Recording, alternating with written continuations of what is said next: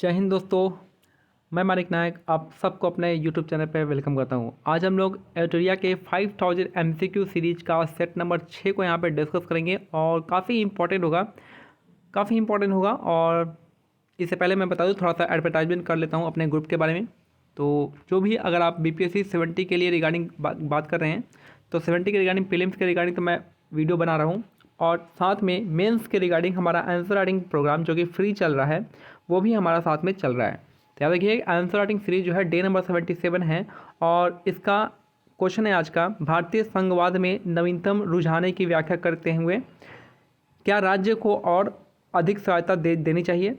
Explain the recent trend in Indian federalism, do the state need more autonomy. इस question का answer जो आपको कल शाम 7:30 बजे से लेकर 8 बजे तक के बीच में हमारे टेलीग्राम चैनल, जिसका लिंक नीचे येलो कलर में दे रखा है, @BPSC_my_notes आप सर्च करेंगे तो डायरेक्ट आ जाएगा।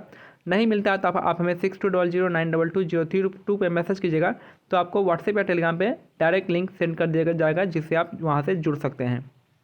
चलते हैं अपने आज के क्वेश्चन पे। नेक्स्ट है हमारा आज का फर्स्ट क्वेश्चन है, क्वेश्चन नंबर 6 का, सेट नंबर 6 का। हेलिना रक्षा उपकरण को किस देश ने विकसित किया है। तो हेलिना जो आका जो नाग और हेलीकॉप्टर, नाग को हेलीकॉप्टर पर चढ़ा दो तो क्या हो जाएगा आपका, हेलिना हो जाएगा, और इसको भारत ने किया था। ठीक है, नाग जो था एंटी टैंक गाइडेड मिसाइल था, जिसको हेलीकॉप्टर से लॉन्च करेगा तो हेलिना हो जाएगा, तो भारत इसका करेक्ट आंसर हो जाएगा। नेक्स्ट है, निम्नलिखित में तो कौन सुमेलित नहीं है बताना है। तो सुंदरबन कहाँ पे, पश्चिम बंगाल में है। भीतरकनिका उड़ीसा में है। पीताम्बरम आपका तमिलनाडु में है। और वेमनाड आपका कर्नाटका में नहीं है, वेमनाड आपका केरला में है। तो वेमनाड कहाँ पे, केरल इसका करेक्ट आंसर हो जाएगा। किस बंदरगाह को कॉफ़ी बंदरगाह के नाम से जाना जाता है। तो कॉफ़ी बंदरगाह के नाम से सेंटोस पोर्ट को जानते हैं। ठीक है, कॉफ़ी बंदरगाह को हम सेंटोस पोर्ट के नाम से जानते हैं। और यहाँ पे कॉफ़ी के बागानों को हम फेजेंडा कहते हैं। कॉफ़ी के बागान को हम फेजेंडा कहते हैं, और यहाँ पे जो है आपका सेंटोस पोर्ट हो जाएगा। याद रखिए, ब्राज़ील जो है, ब्राज़ील ये सब कहाँ पे, तो ब्राज़ील में होता है। और ब्राज़ील जो है आपका, यहाँ पे जो घास के मैदान मिलते हैं वो आपका कंपोज मिलता है, कंपोज। नेक्स्ट है, राष्ट्रीय पोषण संस्था जो है आपका, ये आपका हैदराबाद में स्थित है। राष्ट्रीय पोषण संस्था कहाँ पे, हैदराबाद में है। और राष्ट्रीय पोषण मंथ पूछेगा तो सितंबर मंथ को राष्ट्रीय पोषण मंथ के नाम से जानते हैं। और ये जो इसका इंस्टीट्यूट जो है आपका हैदराबाद में है। यहाँ पे सुमेलित कौन सा बताना है। तो ओजोन परत कहाँ पे, ये आपका गलत है। अगर आपको ये आता है तो ये आपका आंसर हो जाएगा। तो ओजोन परत कहाँ मिलेगा, स्ट्रेटोस्फीयर यानी समताप मंडल में मिलता है, याद रखना है। ओजोन को मापने की इकाई को हम डॉप्सन कहते हैं। गोल्डन चावल जो है विटामिन ए होता है। जैव प्रौद्योगिकी प्लाज्मिड हो जाएगा। और रेटिनिंग जो है, रेनेटिंग, ये आपका पनीर में आ जाएगा। नेक्स्ट है, उष्णकटिबंधीय सदाबहार वन। उष्णकटिबंधीय सदाबहार वन भारत के किन किन क्षेत्र में पाए जाते हैं। तो पश्चिमी घाट के पूर्वी ढाल पे देखिए, एक तो ये पश्चिमी घाट हो गया, यहाँ पे हमारा ये पश्चिमी घाट हो गया। अब पूर्व ये इधर हो गया, वेस्ट हो गया, और इधर हो गया ईस्ट। तो जितने भी पानी बरसता है तो ये आपका वेस्टर्न साइड में बरसता है। ईस्टर्न साइड डेसिकेटिंग इफेक्ट, मतलब सूखा रहता है, तो ईस्टर्न साइड पे यहाँ पे नहीं होता है। पश्चिमी घाट के पश्चिमी साइड में आपका यहाँ पे सदाबहार वन मिलता है, पूर्वी साइड पे नहीं मिलता, तो ये वाला गलत हो जाएगा। अंडमान और निकोबार द्वीप समूह मिलता है, ये आपका सही है। अरावली पर्वत कहाँ पे, राजस्थान में है। और कहाँ पे, यहाँ पे आपका मिलेगा, ये भी नहीं होगा। तो राजस्थान में कहाँ से आपको सदाबहार वन मिलेगा, नहीं मिलेगा, तो ये आपका गलत हो जाएगा। और यहाँ पे ये वाला हो जाएगा उत्तर पूर्वी क्षेत्र की पहाड़ी पर। तो 2 और 4 जो है आपका करेक्ट आंसर हो जाएगा, ऑप्शन सी। हिमालयी पर्वत श्रृंखला किसका उदाहरण है। तो आपका वलित पर्वत है, यंग फोल्ड माउंटेन कह सकते हैं। यंग फोल्ड माउंटेन जो है आपका हिमालय को कहते हैं, और इसको हिंदी में वलित पर्वत के नाम से जाना जाता है। करेवा वैली स्थित है, देखिए के फॉर करेवा, के फॉर कश्मीर, याद रखना है। करेवा से कश्मीर हो जाएगा, कि करेवा कहाँ पे हो जाएगा, कश्मीर इसका करेक्ट आंसर हो जाएगा। किस आंदोलन के दौरान ऑपरेशन 0 आवर चलाया गया था। ऑपरेशन 0 आवर कब चलाया गया था, 8 अगस्त को रात को 12 बजे में चलाया गया था, जिसको हम भारत छोड़ो आंदोलन कहेंगे। और 9 अगस्त में भारत छोड़ो आंदोलन स्टार्ट हुआ था। तो 8 अगस्त की रात को और 9 अगस्त के सुबह में एकदम 0 आवर में, तो ये हो जाएगा ऑपरेशन 0 आवर कहेंगे। नेक्स्ट है, किस व्यक्ति ने, याद रखना है, जो आपका क्विट इंडिया मूवमेंट है, इसी को अगस्त क्रांति मूवमेंट भी कहा जाता है। किस व्यक्ति ने रॉलेट एक्ट को जानबूझकर की गई हत्या कहकर संबोधित किया था। तो ये हो जाएगा आपका CF एंड्रयूज हो जाएगा। अगर आपको इस क्वेश्चन का आंसर नहीं पता है तो आप देख सकते हैं, यहाँ पे महात्मा गांधी दे रखा है, यहाँ पे मदन मोहन मालवीय दे रखा है, मोतीलाल नेहरू दे रखा है। आप एलिमिनेट कीजिएगा तो ये तीनों एलिमिनेट हो जाएंगे। ये भारतीय है और ये आपका अंग्रेज दे रखा है। ठीक है। नेक्स्ट है वन संरक्षण अधिनियम कब पारित हुआ था? तो आपका 1980 में वन संरक्षण अधिनियम फॉरेस्ट कंजर्वेशन एक्ट आया था। 1986 में कौन सा आया था? 1986 में हमारा आया था इन्वायरमेंट प्रोटेक्शन एक्ट आया था। और 1973 में आपका प्रोजेक्ट टाइगर आया था। और 1982 में आपको एक तो एक्सिम बैंक की स्थापना हुई थी अप्रैल में, और जुलाई में जो हुआ था आपका नाबार्ड की स्थापना की गई थी। इनमें से कौन सी गैस ग्रीन हाउस प्रभाव का उत्पन्न करने वाली गैस है? तो कौन कौन ग्रीन हाउस इफेक्ट को प्रभाव करता है? तो ये हो जाएगा आपका जलवाष्प करता है, ओजोन करता है और मीथेन हो जाएगा। सारे के सारे आंसर इसका करेक्ट आंसर हो जाएगा। सिगरेट के धुएं में मुख्यतः कौन सा प्रदूषक शामिल होता है? तो बताना है यहाँ पे।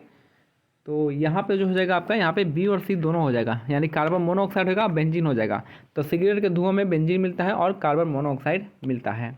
गैसोहॉल के मिश्रण में क्या होता है? गैसोहॉल में आपका 90% पेट्रोल होता है, 10% अल्कोहल होता है। यही इसका करेक्ट आंसर हो जाएगा। गैसोहॉल में 90% पेट्रोल और 10% अल्कोहल मिला होता है। यदि एक वस्तु का समान गति से यानी यूनिफॉर्म स्पीड से चलती है वृत्ताकार पे यानी गोल पाथ पे यानी सर्कुलर पाथ पे जो है आपका यूनिफॉर्म स्पीड से चलती है, तो उसमें क्या होता है, उसका जो वेलोसिटी होता है वो चेंज करते रहता है। ठीक है, उसका वेग जो है, वेलोसिटी जो है उसका चेंज होते रहता है। नेक्स्ट है आमीटर जो होता है। आमीटर जो होता है विद्युत के लिए मापने के लिए होता है। हाइग्रोमीटर जो है सापेक्ष आर्द्रता हो जाएगा। बैरोमीटर दाब के लिए होता है, प्रेशर के लिए। और वाट जो होता है शक्ति का सूचक हो जाएगा। तो आप मिला लीजिएगा कौन सा हो जाएगा।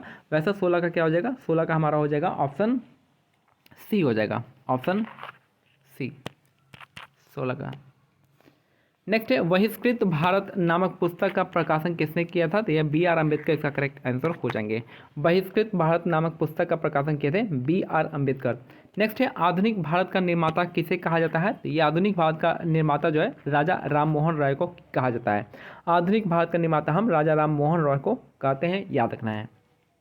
यानी रेनाइसेस भी इनको कहते हैं। रेनाइसेस हो गया, आदि मॉडर्न इंडिया कहेंगे, मॉडर्न मैन ऑफ इंडिया, तो ये राजा राम मोहन रॉय हो जाएंगे। नेक्स्ट है ड्यूस डबल फॉल्ट। ड्यूस हो गया, डबल फॉल्ट हो गया, जैसे शब्द किस खेल से संबंधित है? तो जो होता है आपका लॉन टेनिस में आता है। ड्यूस और डबल फॉल्ट जैसे शब्द जो है लॉन टेनिस में आता है, याद रखना है। नेक्स्ट है प्राक्कलन समिति के बारे में बताना है। तो प्राक्कलन समिति यानी आपका कौन सा हो जाएगा? Estimate committee. एस्टीमेट कमेटी में जो है कितने सदस्य होते हैं? तो सदस्य की संख्या 31 होती है। इसके सदस्यों में 10 सदस्य लोकसभा, यहाँ पे कोई भी राज्यसभा से नहीं आता है। सारे के सारे जो 31 मेंबर वो आपका लोकसभा से आते हैं। इसका कार्यकाल 3 वर्ष होता है। इसका कार्यकाल सिर्फ 1 वर्ष का होता है। और कोई भी मंत्री समिति का सदस्य नहीं हो सकता। तो यही आपका स्टेटमेंट क्या है? करेक्ट है। इसमें कोई भी मिनिस्टर को हम क्या होते हैं आपका मेंबर नहीं बनाते हैं। तो हमारा आंसर हो जाएगा आपका केवल 4 हो जाएगा। राज्यपालों की सम्मेलन की अध्यक्षता कौन करता है? तो राज्यपाल का सम्मेलन होगा तो अध्यक्षता करेगा आपका राष्ट्रपति करते हैं। राष्ट्रपति इसका करेक्ट आंसर हो जाएगा। भाग 5 में किसका? देखिए यहाँ पे सिंपल सा अगर हम देखेंगे यहाँ पे तो निर्वाचन का कौन सा हो जाएगा? निर्वाचन आ जाएगा आपका आर्टिकल भाग 15 हो जाएगा। तो 2 का सी किस में है? तो 2 का सी देखेंगे सिर्फ और सिर्फ लास्ट वाले में है, डी नंबर का। इसका आंसर क्या हो जाएगा? डी हो जाएगा। नेक्स्ट है, अब फिर से पूरा देख लेते हैं यहाँ पे। तो भाग 5 क्या होता है? भाग 5 संघ हो जाएगा। भाग 10 हो जाएगा आपका अनुसूचित जाति और जनजाति हो जाएगा। भाग 15 निर्वाचन से संबंधित हो जाएगा। और भाग 20 क्या हो जाएगा आपका? संविधान संशोधन। आयरलैंड के संविधान से भारतीय संविधान में क्या लिया गया है? तो ये लिया गया राज्य के नीति निर्देशक सिद्धांत लिए गए हैं। इसके साथ ही राष्ट्रपति की निर्वाचन पद्धति भी लिया गया है और राज्यसभा के लिए सदस्यों का नामांकन भी आपका आयरलैंड से लिया गया है। तो आंसर क्या हो जाएगा? आंसर डी हो जाएगा। निम्नलिखित में से कौन सा अनुच्छेद उच्च न्यायालय को अभिलेखीय न्यायालय का दर्जा देता है? अगर हम स्टेट में हाई कोर्ट का बात करते हैं, हाई कोर्ट जो है 214 में आता है और इसको अभिलेख न्यायालय मिलता है आपका आर्टिकल 215 से। नेक्स्ट है, वही बात सुप्रीम कोर्ट का कौन सा जाएगा? सुप्रीम कोर्ट का आर्टिकल 129 हो जाएगा। भारत का संविधान किस प्रकार का है? भारत का संविधान जो है एकात्मक भी है और संघात्मक भी है। तो यहाँ पे साधारणतः एकात्मक तथा विशेष स्थिति में संघात्मक हो जाता है, यहाँ पे याद रखना है। तो ऑप्शन सी इसका करेक्ट आंसर हो जाएगा, दोनों है। नेक्स्ट है, भारत का संविधान कहता है कि अवशिष्ट अधिकार किसके पास है, यानी रेसिडुअरी पावर किसके पास दे रखा है भारत में? तो ये आपका है संघ के पास, यूनियन के पास दे रखा है। यूनियन लिस्ट यूनियन के पास जाता है, स्टेट लिस्ट स्टेट के पास, कॉन्करेंट लिस्ट स्टेट और यूनियन दोनों के पास, और आपका रेसिडुअरी पावर जो है जिसको हम अवशिष्ट शक्तियाँ कहते हैं वो आपका संघ के पास आता है। नेक्स्ट है क्वेश्चन नंबर 27 देखेंगे। किसी प्रस्ताव को पारित किए जाने पर मंत्रिपरिषद को इस्तीफा देना पड़ता है, तो ये क्या होता है, तो ये हो जाएगा आपका अविश्वास प्रस्ताव, नो कॉन्फिडेंस मोशन होता है। याद रखना है कि अविश्वास प्रस्ताव का आपका कॉन्स्टिट्यूशन में कोई भी जिक्र नहीं है। किस प्रस्ताव को पारित किए जाने पर मंत्रिपरिषद का इस्तीफा देना पड़ता है, तो अविश्वास प्रस्ताव इसका करेक्ट आंसर हो जाएगा। लोक लेखा समिति के संबंध में कौन सा है, इसमें कुल 22 सदस्य होते हैं, ये आपका सही है। इसमें 15 सदस्य होता है लोकसभा से आते हैं और 7 सदस्य राज्यसभा से आते हैं, तो ये वाला स्टेटमेंट गलत हो जाएगा। 2 गलत हो गया, तो ये गलत हो गया, इनमें से कोई ये गलत हो गया। अब देखिए पहला तो सही है, तो ये भी एक आपका गलत हो गया, तो एक ही ऑप्शन बचता है, ये वाला 1 और 3 सही है। तो यहाँ पे देखिए इस समिति के सदस्यों के को प्रतिवर्ष अनुपातिक प्रतिनिधि के आधार पर चयन किया जाता है, ये भी सही है। नेक्स्ट है गिल्ट एज मार्केट निम्नलिखित में से किससे संबंधित है, ये हो जाएगा आपका सरकारी प्रतिनिधियों के व्यापार से। गिल्ट एज मार्केट जो होता है ये आपका होता है सरकारी प्रतिनिधियों के व्यापार से होता है। नेक्स्ट है चालू खाते के संदर्भ में किस वर्ष रुपए को पूर्ण रूप से परिवर्तनीय यानी कन्वर्टिबल बना दिया गया था, तो ये था 1994 में, यानी रुपये को पूरी तरह से कन्वर्टिबल बना दिया गया था 1994 में। नेक्स्ट है डायमंटियन ट्रेंच जो है किस सागर में मिलती है, तो डायमंटियन ट्रेंच मिलता है आपका हिंद महासागर में, इंडियन ओशन में। डायमंटियन ट्रेंच आएगा आपका हिंद महासागर में। प्यूटोरिको हो जाएगा अटलांटिक और प्रशांत महासागर में आ जाएगा कौन सा सबसे बड़ा ट्रेंच कौन सा है, मरियाना ट्रेंच। बर्मुडा ट्रायंगल जो है आपका त्रिकोण किस महासागर में है, तो ये आपका नॉर्थ अटलांटिक ओशन में है, तो नॉर्थ अटलांटिक ओशन में आपका बर्मुडा ट्रायंगल आता है, याद रखना है। तो यहाँ पे नॉर्थ अटलांटिक महासागर ये आपका ये हो जाएगा।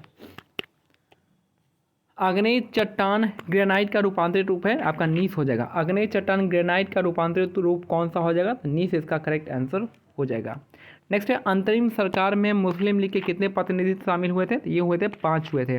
अंतरिम गवर्नमेंट में जो मुस्लिम लीग के कितने प्रतिनिधि शामिल हुए थे, ये हुए थे 5 हुए थे, याद रखना है। अनवर ए सुहैली, मैंने लास्ट एग्जाम में आपको बताया था अंतरिम सरकार का जो घोषणा हुआ था वो कब हुआ था और अंतरिम सरकार का गठन कब हुआ था, ठीक है, ये बताना है, ठीक है। कमेंट सेक्शन में अगर आपको याद है तो बताइएगा। अंतरिम मैंने पिछले ही वीडियो में बताया था कि अंतरिम सरकार का 2 बार होता है, एक तो घोषणा हुआ था गठन होने का और फिर गठन होने का टाइम हुआ था। तो गठन आपका 2 सितंबर को हुआ था, ठीक है। अब घोषणा कब हुआ था आप मेरे को बताएंगे। अनवर ए सुहैली किसका फारसी अनुवाद है, ये है देखिए महाभारत का, तो आपको याद होगा महाभारत का क्या है, महाभारत का तो नहीं था, तो रामायण का भी नहीं हुआ है, अर्थशास्त्र का भी, तो यहाँ पे एक ही ऑप्शन बचता है आपका पंचतंत्र,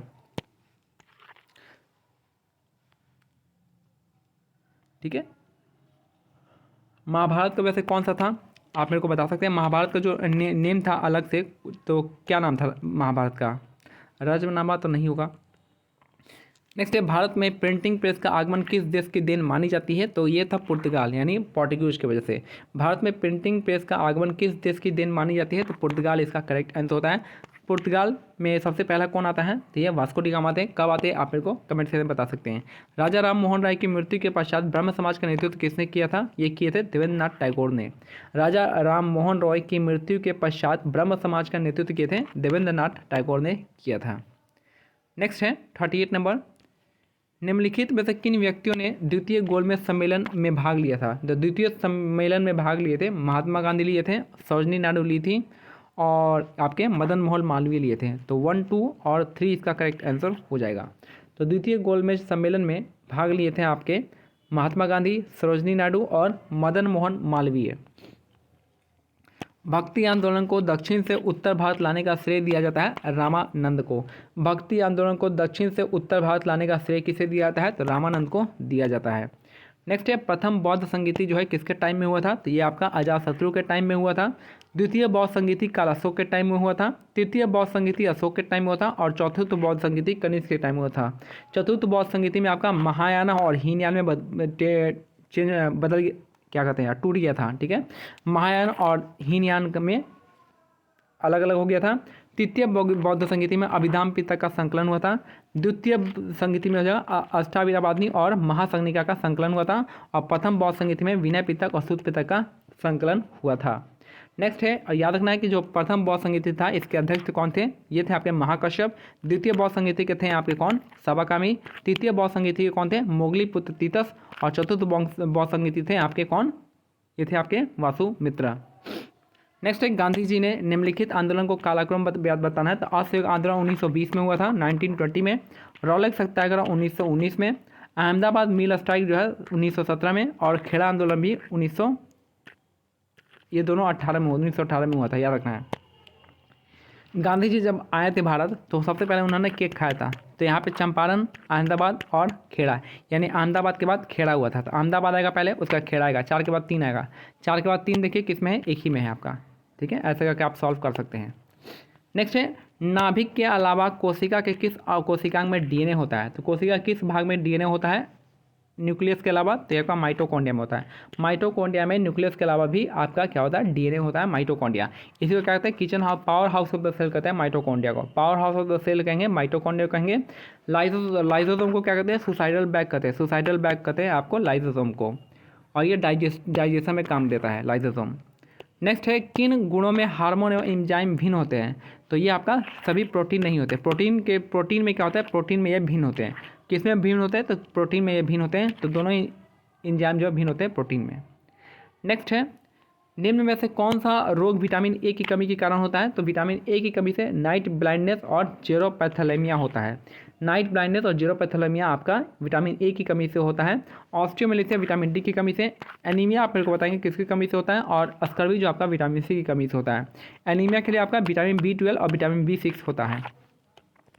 नेक्स्ट है एक बायोटेक्निक जिसमें अल्ट्रासोनिक ध्वनि का उपयोग होता है, वो आपका सोनार हो गया।